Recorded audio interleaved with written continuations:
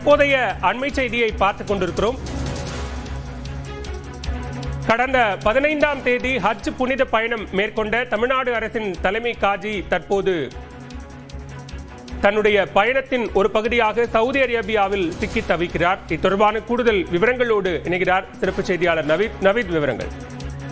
Bala, Saudi அரேபியாவுக்கு தன் புனித பயணத்தை மேற்கொண்டிருக்கக்கூடிய தமிழ்நாடு அரசின் தலைமை காஜி தற்போது இந்த போர் சூழல் காரணமாக அங்கு சிக்கியிருப்பதாக தகவல் வெளியாகி இருக்கிறது.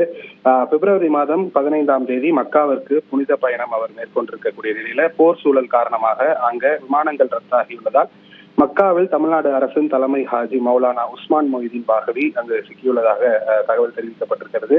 சென்னையிலிருந்து குவைத் சென்று குவைத் மூலம் அங்கிருந்து ஜித்தா சென்று ஜித்தா மூலம் மக்காவிற்கு அவர் சென்றிருக்கிறார்.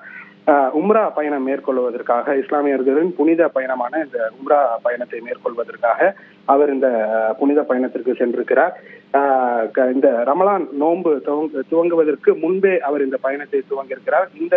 இம்மாதம் 12ஆம் தேதி அவர் மீண்டும் சென்னை வர திட்டமிட்டிருந்த நிலையில போர் சூழல் காரணமாக அங்கு விமானங்கள் அனைத்தும் ரத்தாகி இருப்பதால் அவர் தற்போது அங்கு சிக்கியிருப்பதாக தகவல் வெளியாகி இருக்கிறது.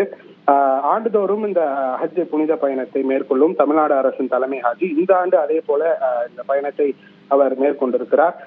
சவுதி மக்காவில் சிக்கியுள்ள தமிழ்நாடு அரசின் தலைமை ஹாஜியை பத்திரமாக மீட்டு தமிழகம் கொண்டு வர அனைத்து நடவடிக்கைகளும் எடுக்கப்பட்டு வருகிறது. அவர் தற்போது அங்கு நலமுடன் இருக்கிறார். அங்கு பத்திரமாக அவர் இருக்கக்கூடிய ஹோட்டலில் தங்கியிருக்கிறார். அவர் மீண்டும் சென்னை வருவதற்கான ஏற்பாடுகள் அனைத்தும் தமிழ்நாடு அரசு சார்பாகவும் இங்கு இருக்கக்கூடிய மற்ற ஹாஜிகள் சார்பாகவும் செய்யப்பட்டு வருவதாக தகவல் வெளியாகி வருகிறது. பாலா, விவரங்களுக்கு நன்றி நவீத்.